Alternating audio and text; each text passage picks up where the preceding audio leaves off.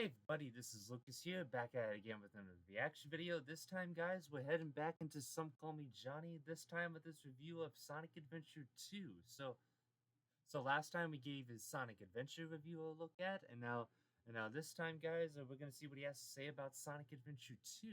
Now Sonic Adventure 2, I definitely have a lot more memories with this than Adventure 1. I definitely is definitely, in my opinion, one of the, probably not one of the best Sonic games of all time. Hell, I might even go as far to say that it's probably one of my favorite games ever. But that might probably my hot take of the day right there. But yeah, man, for those of you guys watching this, I think like, oh, Sonic Adventure 2 is overrated. It was never really that great to begin with. And to that I say, I don't give a shit. I still love that game. So sue me. So yeah, that with that being said, guys, let's see what good old Johnny Boy has to say about Adventure 2. So we're gonna get this started in 3, 2, 1, go. The military's top-secret weapon, Project Shadow, was stolen from the military base located on the deserted island in the southern seas. This incident increased worldwide terrorist activities. Sonic the Hedgehog was arrested. The adventure for truth leads to the incidents that shock the entire world. The story takes our hero Sonic from the Earth and into outer space. Sonic Adventure 2, Hero Side Story. Farewell, Sonic. Forever. Oh yeah, and for those of you who didn't catch that, like the line at the end, like the farewell Sonic forever. This is basically like a nod to the fact that this was Sonic's last game to ever be released on a Sega console. Since yeah, because like ever since the Dreamcast, unfortunately, was considered a failure. Sega would then uh, become a third-party company, not only partnering with with the not only partnering with the likes of PlayStation and Xbox, but also with Nintendo as well, that definitely took me by surprise, since yes, since Sonic was like literally made to like rival the likes of like Nintendo and Mario and all that shit. So yeah, and yeah, like plus even today, they're still releasing Sonic games on third-party consoles, uh, like they're still releasing on the PlayStation, the Xbox, and even Nintendo consoles to this day. So yep, yeah, pretty crazy, right?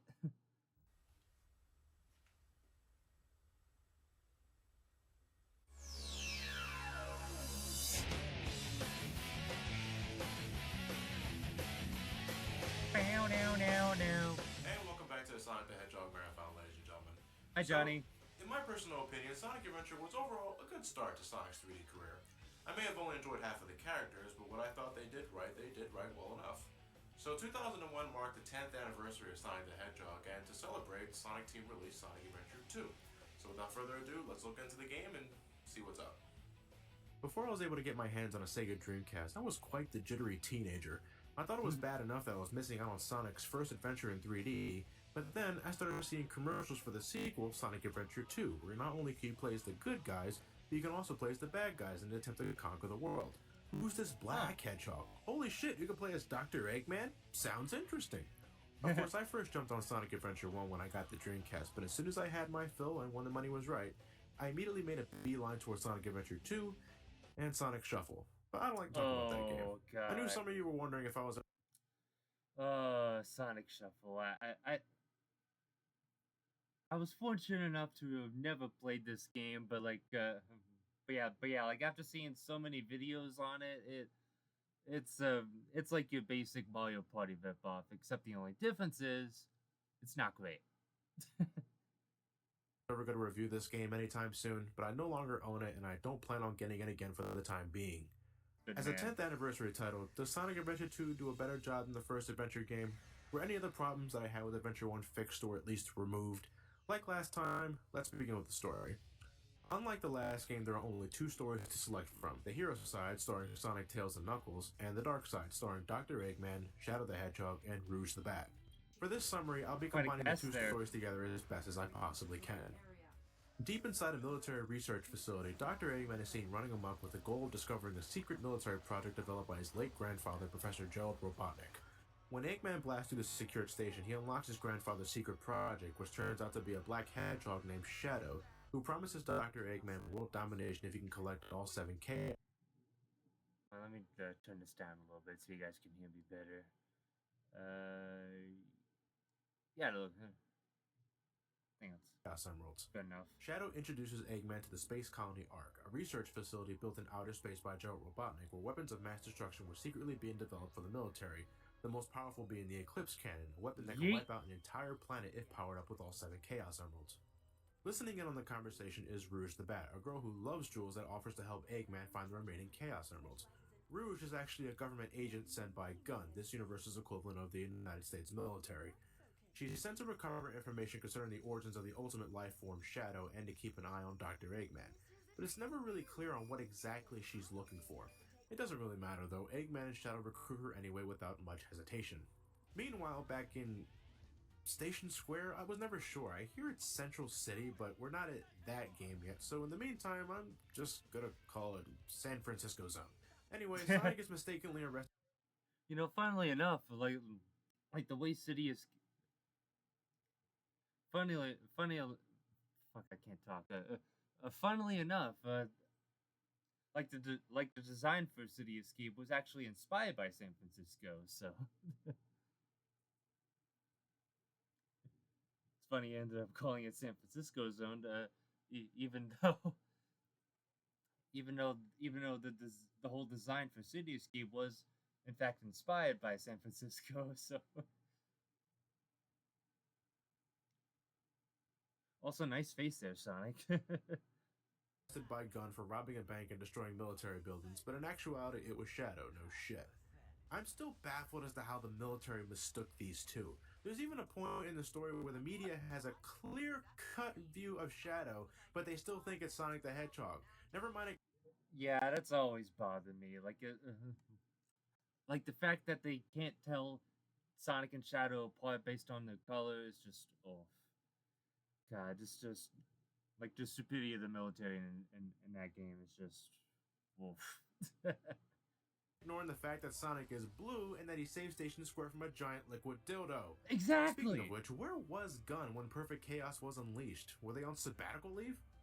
Back in the story, Sonic escapes custody and encounters Shadow after running through San Francisco Zone, where he demonstrates the power of Chaos Control, an ability that allows Shadow to teleport great distances with the help of a Chaos Emerald. Sonic is once again arrested and sent to Prison Island, which Eggman, Shadow, and Rouge plan to raid and steal the Chaos Emeralds locked away in the protected safe, ending with them blowing the whole place up after doing so. Suddenly Amy! Yep, Amy appears out of fucking nowhere, mistaking Shadow for Sonic, leading to a bit of awkwardness, although it does look like Shadow's enjoying the moment at least. Suddenly Tails! After hearing a news report, Tails makes it his mission to bust Sonic out of Prison Island. After saving Amy from the clutches of Dr. Eggman, the two help Sonic break out of his jail cell, where once again Sonic encounters Shadow while escaping the island.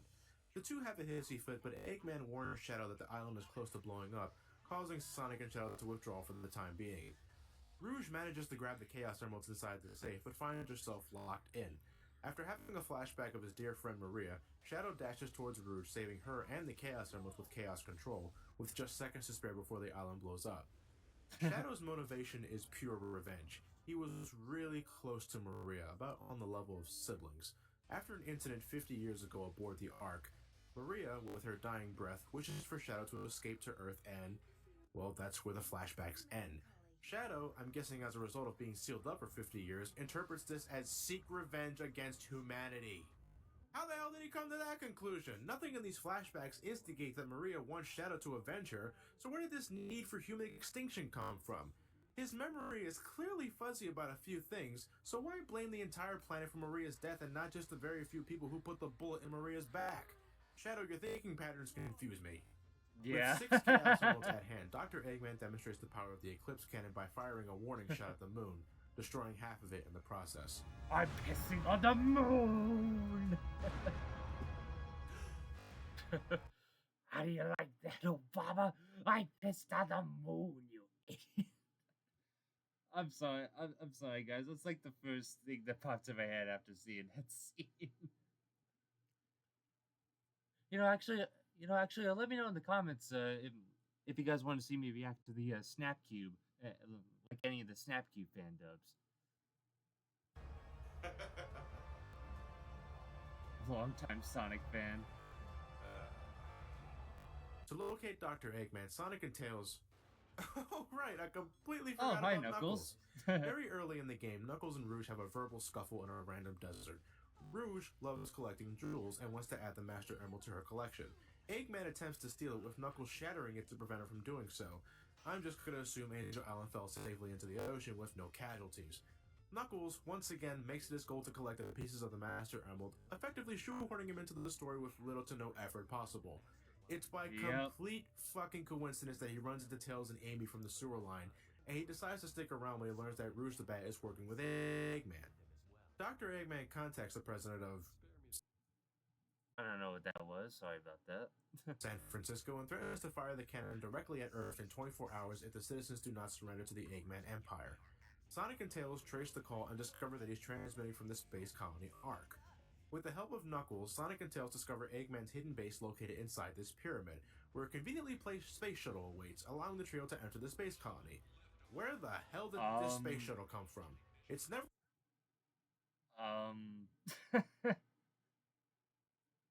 And plus, not only that, but why is the space shuttle put inside a pyramid of all things? Like, did they put it there in case? Like, did they put it there for like moments like this? Like, I don't really know. Never explain why it's here. It can't belong to Eggman. He has a teleportation device that easily allows him to access the Ark from his control room inside the pyramid. Yeah. Having this lying around would not only be redundant, but it'd be an extreme security risk and... Alright, you made your point. Knuckles crash lands the shuttle on the Ark, but he decides he doesn't want to be a part of the plot anymore, leaving Sonic, Tails, and Amy to stop Eggman. Tails develops a fake Chaos Emerald that'll cause the Eclipse Cannon to explode when placed with the other 6 Chaos Emeralds. But before Sonic can insert the fake Emerald, Dr. Eggman kidnaps Amy. Yeah, instantly regretting bringing her along with you, don't you, Sonic? Sonic and Tails reach Amy and Eggman, where the Doctor demands that Sonic hand over the Emerald in exchange for Amy. Of course, Eggman knows that the Emerald is fake and traps Sonic inside a capsule. Eggman sends the capsule into space where it detonates, apparently killing Sonic. But, as Knuckles finds out, Sonic manages to survive by utilizing Chaos Control with the fake Emerald. Oh boy, where do I begin? Folks, I know at the end of the day it's a story with a blue hedgehog, a fox with 2 tails, and a supposed echidna who wears too much junk. But this is something that's always bothered me since my very first playthrough. How in the world did Sonic do this? Can you honestly tell me that he learned to use Chaos Control from Shadow just by watching him do it? I'm sorry, but that seems very unlikely to me. I can buy using a fake Emerald that's not as powerful as a real Chaos Emerald, but to have Sonic do something he's never even attempted to perform before and then actually succeeds in doing so just screams ass pull. And that makes 2 so far for this story. The space shuttle, which has no reason to be there, and this little stunt. Well, to wrap things up, Sonic races to the Eclipse Cannon where he encounters Shadow one last time.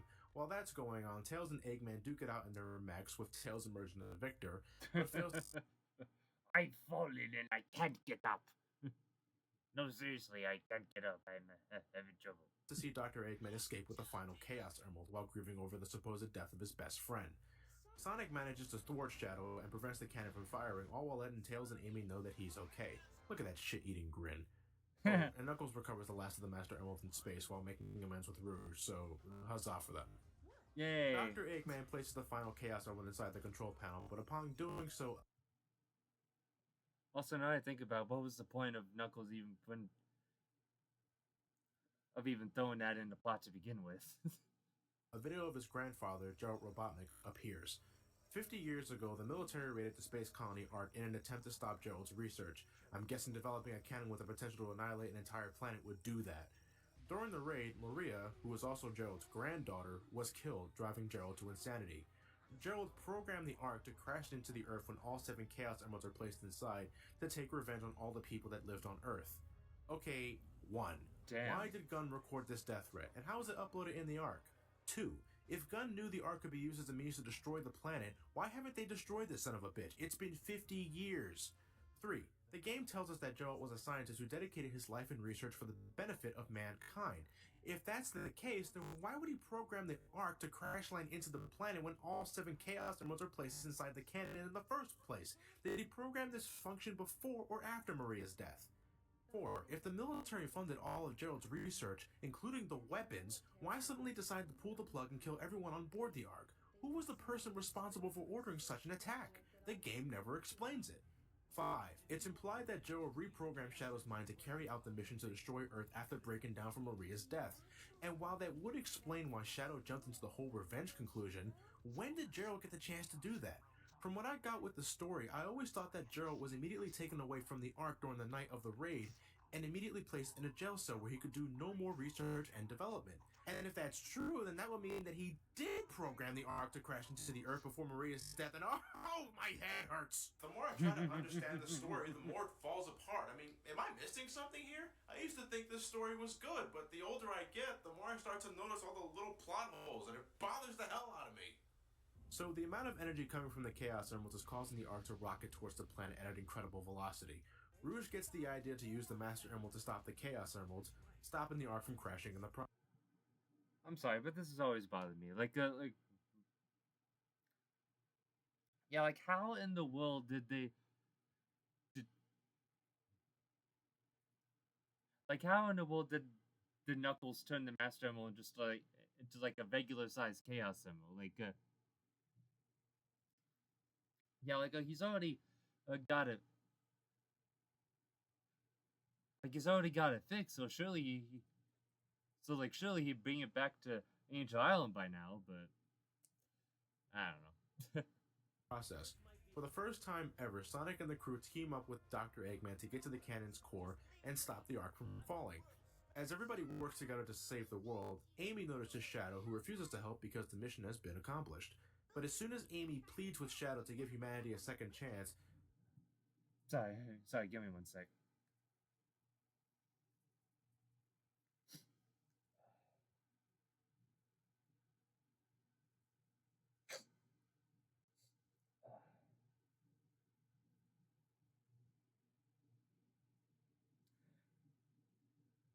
Sorry about that, everybody.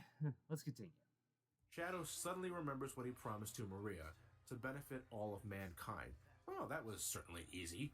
Sonic and Knuckles reach the core, and suddenly Giant Lizard! I mean, was that was Easy Bun from Staples when you needed him, am I right? Actually, this is the Bio Lizard, the prototype of the ultimate life form. Yes, before Shadow the Hedgehog, there was this thing. How Gerald went from giant-ass lizard to small black hedgehog is something I'll never understand, but who cares? Science. Now don't worry, it's not like this creature comes completely out of nowhere. In fact, when Rouge is gathering info on Project Shadow, you can see a picture of it right there. See? Foreshadowing. After Shadow whoops the lizard's gargantuan ass, he uses chaos control to merge with the colony to keep it on its collision course. Sonic and Shadow team up and use the Chaos Emeralds to transform into the Super States, where they stop the Bio Lizard one last time in outer space. The Bio Lizard is dead, but the Ark is still rapidly approaching Earth. With their forces combined, Super Sonic and Super Shadow use a giant whopping Chaos Control to stabilize the Ark, saving the Earth from complete annihilation. Immediately after, though, Shadow falls to his death with his promise to Maria fulfilled. Sonic, he's completely fine. I guess he had more rings than Shadow did. How else would he not suffer the same fate as Shadow? They both used the massive chaos control. They were both in the same place at the same time when it happened. So why is it just Shadow that's falling towards Earth? Damn main character immunity. You and your tricks. Damn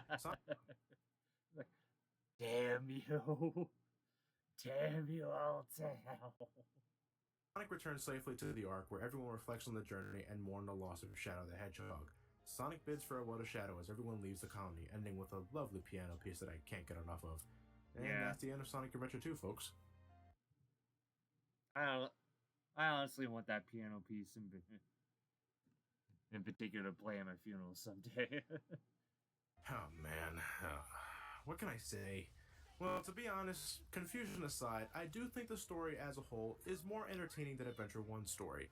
While Adventure 1 suffered from trying to combine 6 stories into one large narrative, Adventure 2 keeps things relatively streamlined for the sake of getting more out of the story, but I think the biggest problem here is the lack. Excuse me, guys.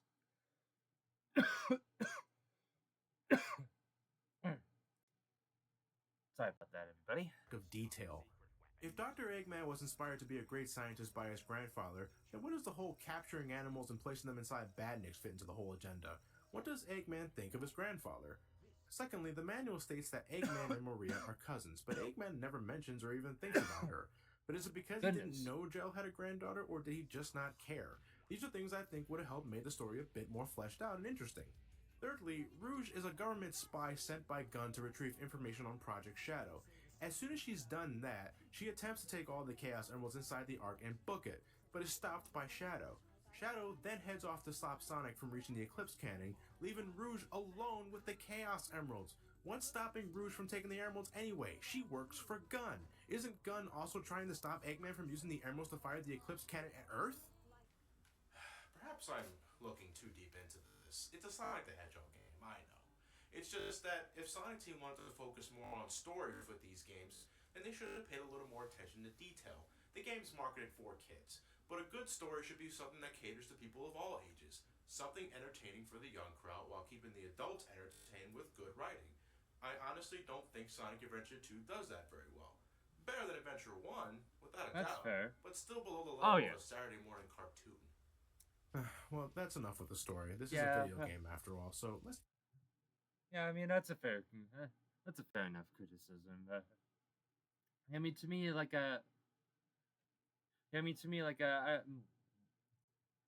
even today, I still find like the story in this game to be still be all around pretty good. I like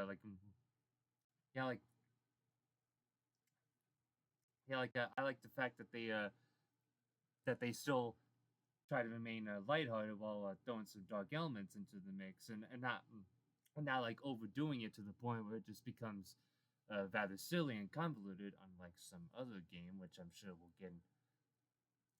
get into later. But not only that, but I also like that the higher I also like the higher stakes that are involved, and that's all I have to say, really. Take a look at the gameplay. Sonic Adventure 2's overall structure is definitely more simplified than Adventure 1. Instead of picking between 6 different characters packing their own gameplay styles and storylines, Sonic Adventure 2 has you take control of 3 separate characters at different times as you move along their respective story.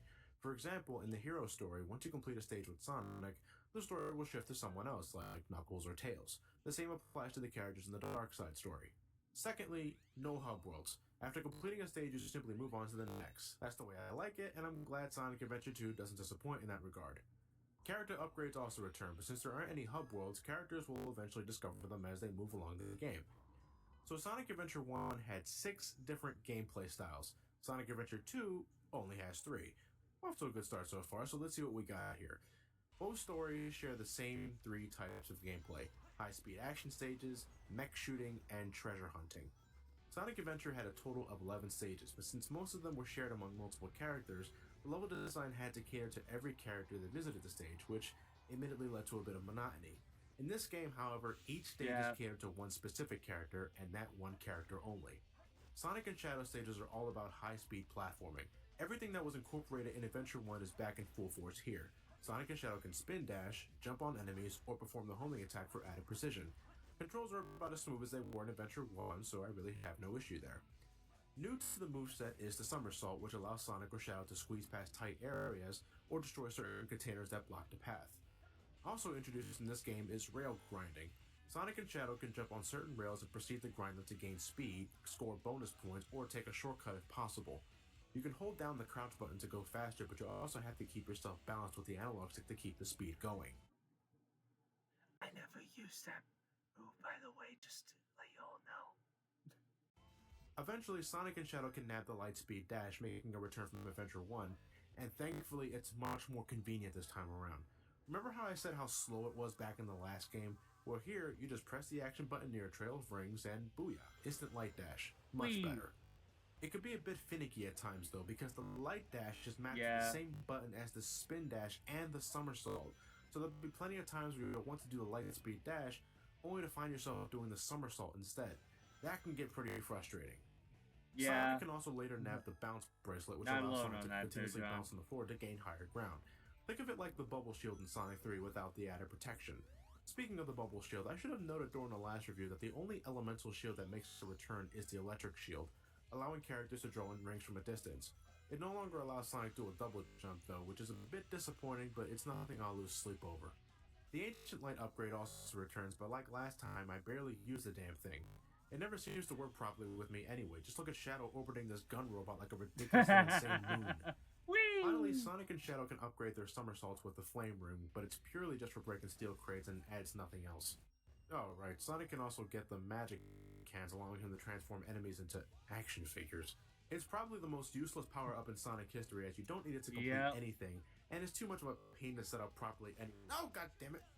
Sonic and Shadow stages, if I can compare them to Sonic stages from Adventure 1, are definitely more energetic and in your face. Sonic's first stage, City Escape, not only starts with Sonic streetboarding down the steep hills of San Francisco, but it ends with a huge-ass gun truck chasing Sonic down while obliterating every goddamn car in its path. The next level after that, Metal Harbor, requires Sonic to race against time to grab the rocket and escape from Prison Island. Green Forest has you running against the clock. Pyramid Cave has... Crazy Gadget has anti-gravity, and Final Rush is almost nothing but high-speed rail grinding. Shadow has his moment. Just wait till we get to Sonic Heroes.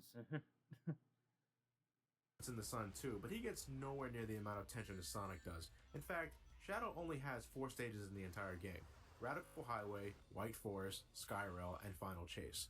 While enjoyable, I find that Sonic stages were overall better designed and more fun to travel through. Compared to Adventure 1, however, well, that's where things get tricky.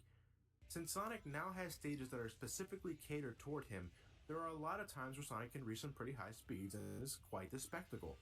Unfortunately, this comes at a cost of flat level design. Now maybe it's because I haven't played this game enough, or maybe I'm missing a hidden grind rail that's obscured by the camera, but the Sonic stages in this game get a bit too linear for my taste at times. There were times when I was playing the game where I couldn't help but think I was just traveling down the same hallway that changes its appearance every once in a while, which was exceptionally noticeable in stages like Pyramid Cave. In Adventure 1, one of the joys of the level design for me was going out of my way to explore the stage and being rewarded with goodies like a shield power-up or an extra life. Here, you pretty much have to take the road they give you, leaving little to no room for exploration.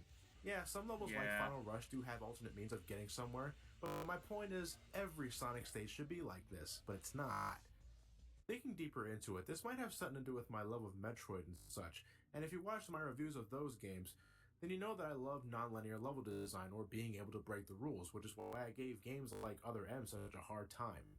Just to be clear, guys, the Sonic and Shadow stages can still be loads of fun and are the best part of the game. I just wish there was more to them and that it wasn't so restricted, you know? Yeah. Knuckles and Rouge's gameplay is emerald hunting. Yep, just like an Adventure. Oh boy, here we go. Adventure 1, these two need to explore their respective stages and discover 3 pieces of the Master Emerald, either by running into it, busting up a certain enemy, or digging for it. However, they made some highly questionable changes to the formula that let's just say I'm not a fan of. First off, the radar system has been significantly butchered. You can only detect 1 emerald piece at a time. See this? Yeah, that's pretty stupid, not gonna lie. It's a Master Emerald piece, but it's not the one the game wants me to locate at the moment. They want me to locate the piece over here, and then come back to collect this one. During your first playthrough, there will be times where you could potentially be right next to an emerald piece, but if it's not the one the game wants you to find, you'll never know it's there until you collect the other pieces first. Yeah, that's pretty stupid. Being able to only detect 1 piece at a time is an incredibly stupid method of stretching out game time. In Adventure 1, if you were close to any emerald piece, the radar will let you know. That's good. Look at this, I'm exploring this hallway, the radar is not going off at all. Oh, here's the emerald piece the game wanted me to find first. And oh, look at that. Now the radar is going off in the area I previously explored. That's so stupid. Yes, thank you. If that wasn't bad enough, the hint system was neutered as well. In Adventure 1, to call to help players out by leading them in the direction of the emerald piece. It was a very helpful tool for those who needed some assistance. Here, the hint monitors give you hints that require you to be familiar with level design in the first place. It's kind of, you know, this kind of reminds me of that one Sonic short where like, yeah, I think this was in the a Knuckles Briefs collab that they did, uh, where like a Knuckles tries to find the emerald pieces by asking the floating televisions, but like the floating TVs give him like the most unhelpful hints possible, like like how one of them, like for example, how like one of them says it's like, oh, it's underneath the stars, and then there's like this other one that's like really obscure and confusing, like it's oh man. Something you would only know if you spent a long amount of time looking for one particular emerald piece to begin with. Who thought this was a good idea? With these Sega. issues, some levels can be outright frustrating. Take Security Hall, for example, where not only can you find only one Chaos Emerald at a time with this stupid gimped radar, you only have about 5 minutes to find all 3 of them. Set the timer for 15 minutes. Let's go, Rouge. 5 minutes should be plenty. No, he said 15 minutes. 15 minutes! Are you deaf, Rouge? He said 15. Oh, God. Wait, doesn't Rouge work for Gun? Why do I have to pass through all this security shit to get something that belongs to the organization that Rouge works for? Aren't they in on this whole thing? Lastly, some of these levels... I mean, if that's the case, then this level shouldn't have happened to begin with. Like you can literally beat it in 2 seconds if that's the case. Just have like one of the gun agents give Rouge the emeralds, and boom, level's done. Problem solved. Are huge, and combined with the issues I mentioned, do not be surprised if some levels take you forever to complete. Yeah. I hate the space levels, Meteor Herd and Mad Space. Oh, yeah. Oh, God, Mad Space, dude. Oh, my God. Dude, and this is a true story. Like when I first played through Meteor Herd back when I played Sonic Adventure 2 Battle on the GameCube, I am not kidding when I say this, guys. It took me over an hour on my first playthrough to find all the pieces. Let me repeat. Over an hour. That just goes to show how bad not just the space levels are for Knuckles and Rouge, but the treasure hunting levels, period. And yeah, but like Johnny said, like the way the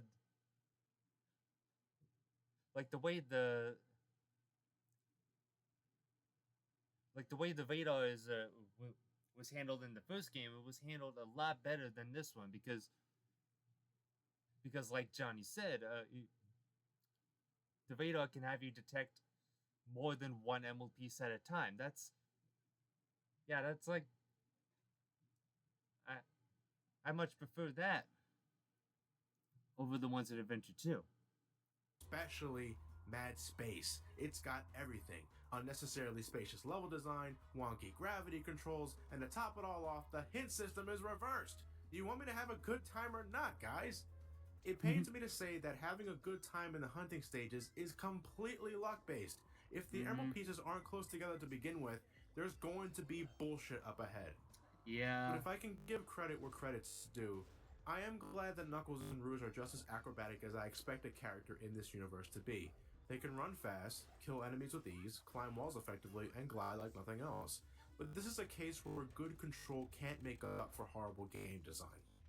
Well, all that's left is the shooting level starring Dr. Eggman and Tails. Alright, well, in terms of design, think of it like Gamma Sections in Adventure 1, only a bit more fleshed out in terms of level design and without a time limit. Both characters have a life bar that you can refill by collecting first aid power-ups or by collecting rings. The name of the game here is to wreck shit up and basic platforming. By holding down the action button, you can lock onto multiple targets, awarding bigger bonus points the more you can lock on at once.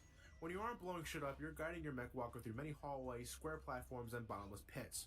You can later nab a hovering upgrade like Gamma to travel long distances and make more accurate jumps, and you can also later upgrade your arsenal to get a better range of firepower or increase your defensive capabilities. In all honesty, I don't find the mech shooting levels to be all that bad. For Dr. Eggman, what the hell is Tails doing in a mech? Did he suddenly become paralyzed from the waist down and he's unable to use his legs anymore? No, the cutscenes show that he's perfectly capable of walking, so what's going on here? Unfortunately, this may have something to do with some behind-the-scenes aspects.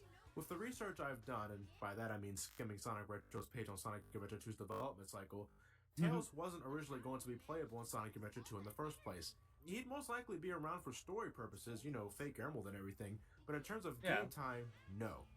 When fans began to outcry over this fact, I actually never knew that. Tails was practically shoehorned into the game, but instead of incorporating his gameplay style from Adventure 1, which was perfectly fine by the way, they made him a Dr. Eggman clone. And this is my biggest Because why not, right? issue with Tails' stage. There is literally no reason for him to be in this mech. One stage requires Tails to locate the entrance to Dr. Eggman's pyramid base, but wouldn't he have a much easier time being able to fly and locate it? Then there's Mission Street, which Tails runs through because he needs to escape military pursuit. Hello? Your mech is also a fucking plane! Just transform back and hightail it out of there. Why are we blowing shit? Or better yet, just throw in or better yet, just throw in like another Sky Chase style minigame like in Adventure 1. Get up here. We have no business being here. Now, with Dr. Eggman, I can totally get down with mech shooting because it makes a higher degree of sense with him. With that said, however, I'm a bit bummed out that this is the only contraption we can use. I mean, this is Dr. Eggman we're talking about here. He's always using his brain to invent machines of all sorts to destroy Sonic and take over the world. Why can't we fly in the Eggomatic or use Batniks as weapons? I mean, if we have to be relegated to the mech, then that's fine for Dr. Eggman, but this was a seriously missed opportunity here. In terms of controls, the walkers do a fine job running in a straight line, but turning and jumping feels remarkably clunky. This is very noticeable in the desert stages, more accurately, Tails' hidden base stage. I had a very miserable time here. Oh man, I fucking hate playing through this level as Tails, man. Especially when going for the A rank. That shit was the worst. Because of wonky jump controls and collision detection. Not to mention the abundance of cheap enemy placement. In fact, cheap enemy placement is another serious issue I have with these stages as a whole. Yes. I can't even begin to tell you the amount of times an enemy suddenly dropped right in front of me with no time to react to it. Oh, what horseshit. I don't know about you guys, but I'm giving that chaos thing the biggest finger in my head right now, I swear to God. There are also times where you wish you had a better view, but you can't turn the camera at all while you're moving. You can only turn it when you're stationary. But even then, the camera will most likely snap back in an attempt to keep you on the main path. I can understand wanting to expand upon Gamma's shooting stages, but Gamma definitely had the better control. Here, I can feel the struggle of jumping from platform to platform, and it's not at all pleasant. Oddly enough, however, I really enjoy Eggman's final stage, Cosmic Wall. While the level itself kind of overstays its welcome by about 2 to 4 minutes, the low gravity here makes your jumps very floaty, and as a result, it leads to better control.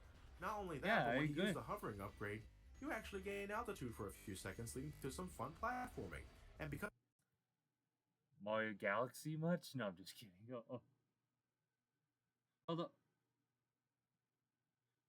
Although granted, this game does predate Mario Galaxy by like 6 years or so, so I'm guessing like the anti-gravity gimmick from the adventure games was what inspired Mario Galaxy. Probably not, but it's fun to think about. Because of its spacious design, I rarely have any camera issues. I actually have a lot of fun on this level, and I truly think this is how the walker should have controlled in the first place. The shooting levels as a whole, however, are just plain insufficient. I think Eggman's are better designed than Tails, but both characters are bombarded with clunky controls, hideous camera issues, and very problematic level design. And also cheap enemy placement, let's not forget that. Let's summarize. I love Sonic and Shadow stages, I don't fully enjoy the Walker stages, and I don't like the treasure hunting stages.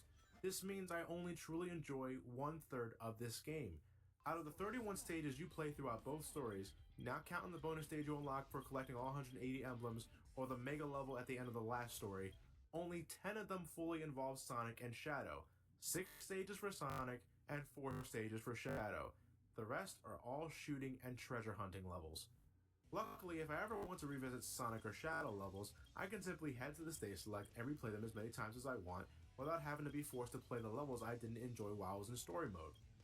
But besides stages to conquer, each story is also peppered with boss fights. When you're not trashing one of Gun's military robots or a giant ghost or a giant stone golem, you're facing off against your character's counterpart. I stated last time that character battles in Adventure 1 were a complete joke, and they're not much better here. Shadow and Sonic just dance around waiting for an opening. Knuckle and Roo spend most of their time fighting the camera instead of each other, and Tails and Eggman just try to outlast a war of attrition. They're nothing dazzling. Better than Adventure 1's for sure, but not by much. Nice try, Rocky. The final bosses, on the other hand, drove me insane when I first played it.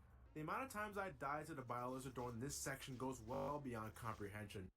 Oh yes, I definitely had a hard time with this fight during my first playthrough, especially in this section here, like the one where you're floating and then like all these bubble things are going at or aiming at you. Oh, that was awful during my first run through, but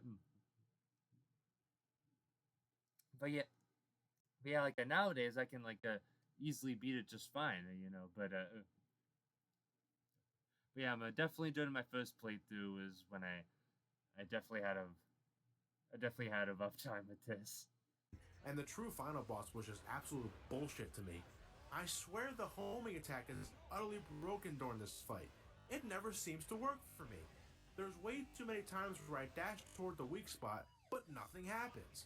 I could just repeatedly ram into him with my head, but even that doesn't work forever because the boss starts defending itself with annoying projectiles and 2 large lasers that love getting in your way. Oh, I hate this boss. But Sonic Adventure 2 just doesn't...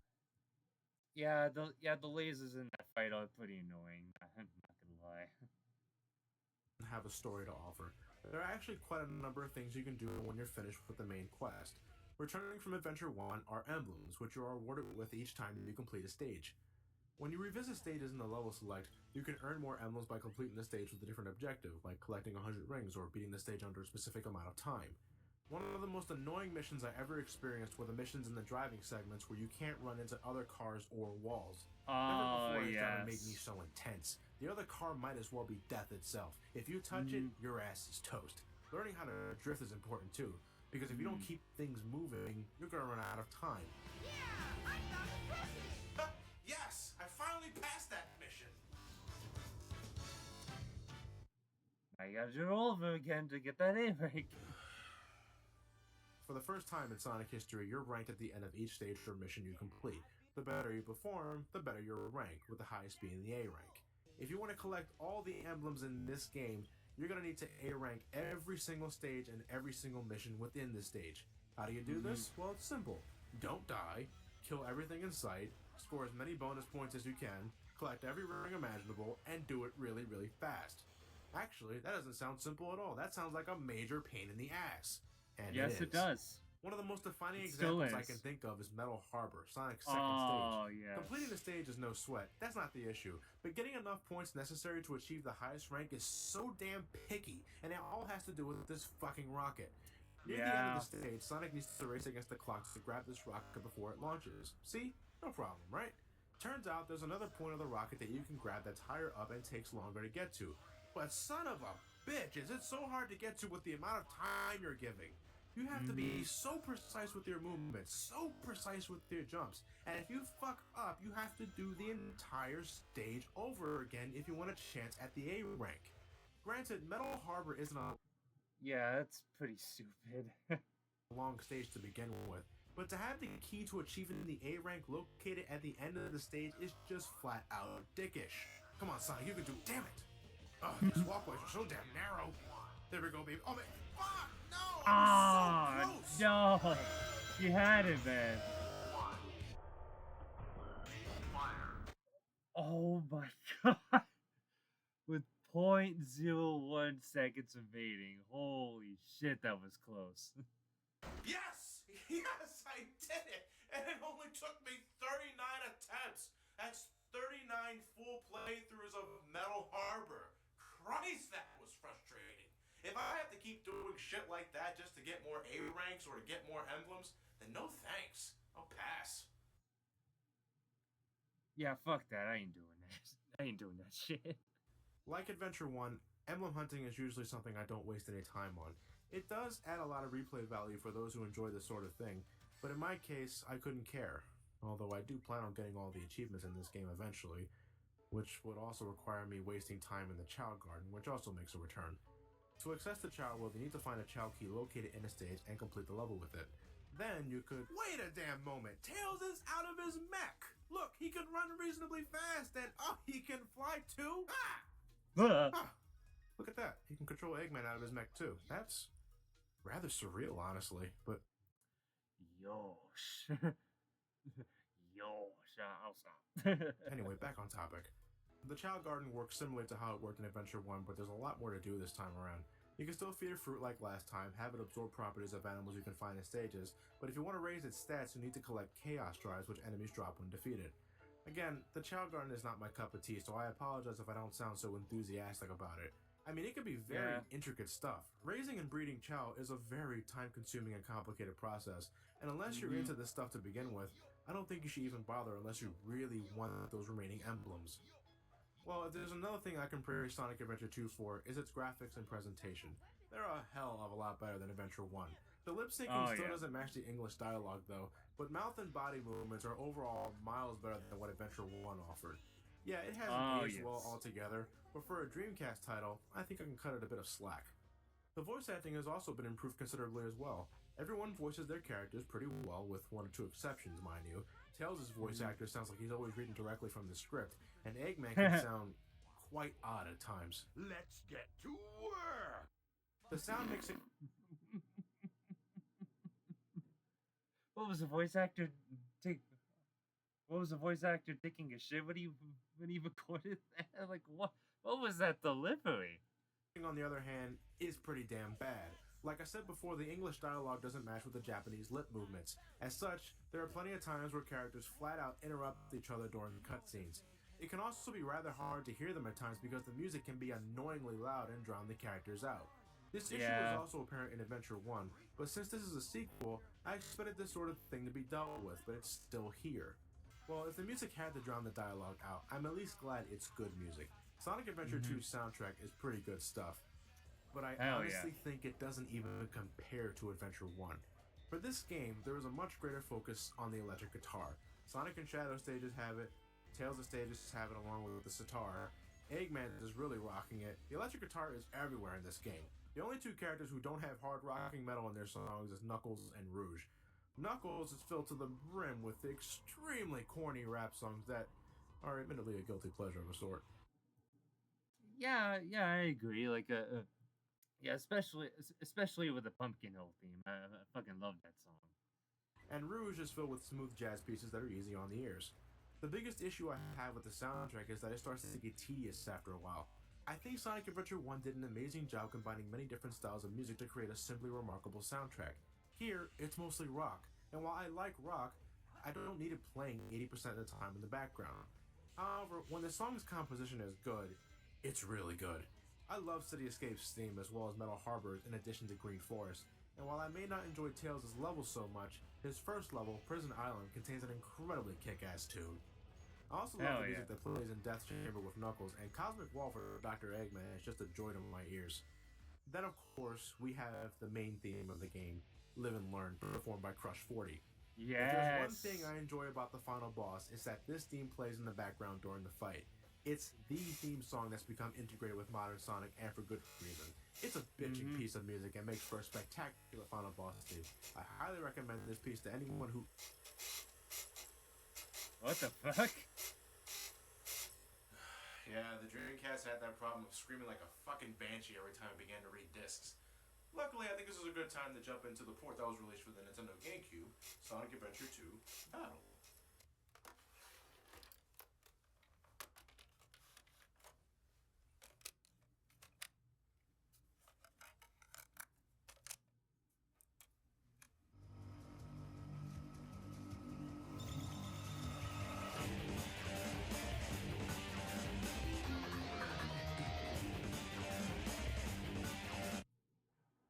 god damn it.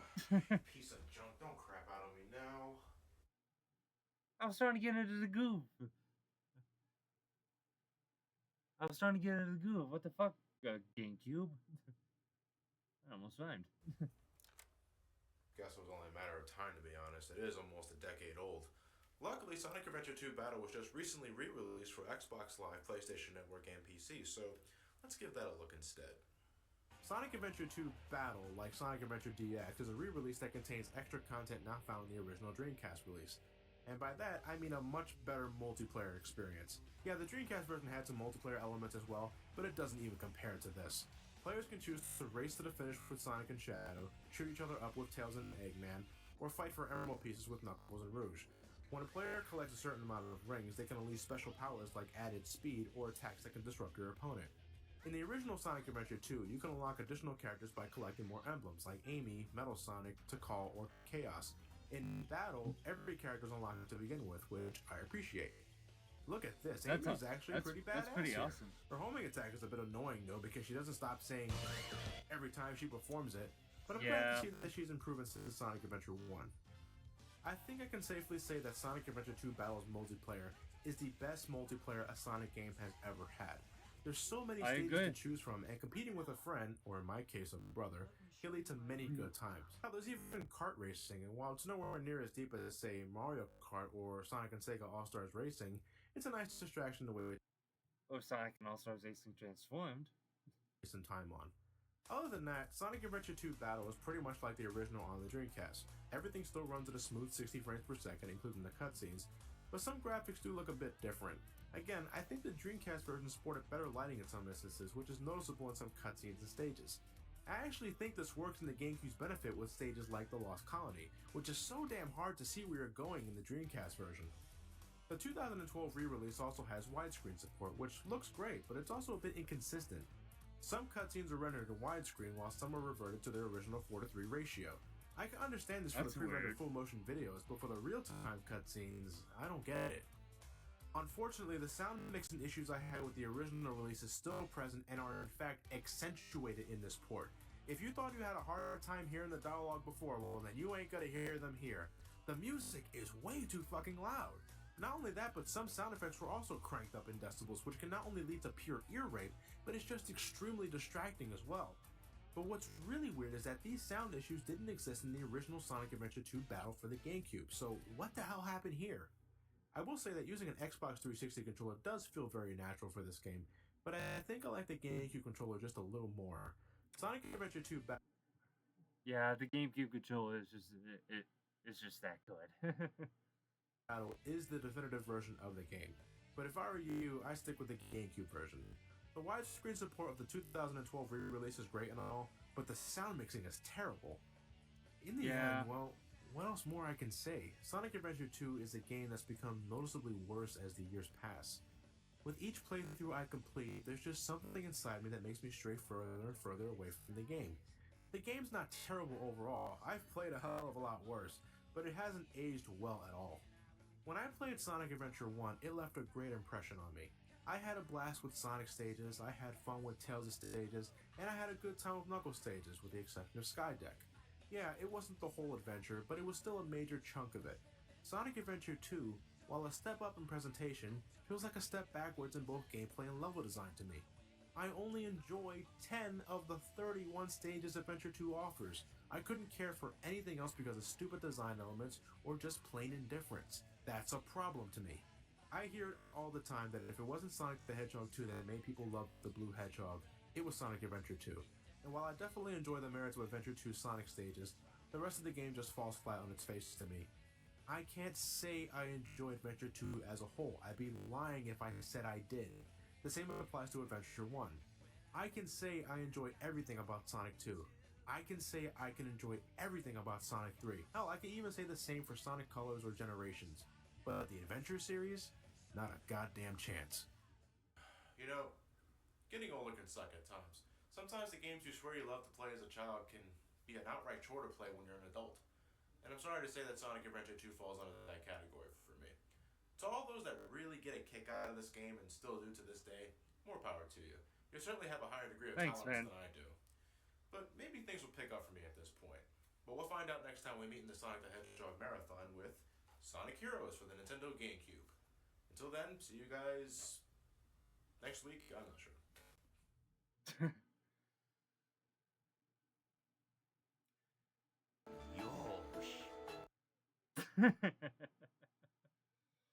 All right. Well, that about does it for this video, guys. Although it is a bit of a shame that some call me Johnny doesn't quite feel about doesn't quite feel the same way about this game than I do, but hey, that's his opinion, and the best I can do is and the least I can do is respect that. So, with that said, guys, I thank you guys so much for watching. And I will catch you guys in the next one. Peace.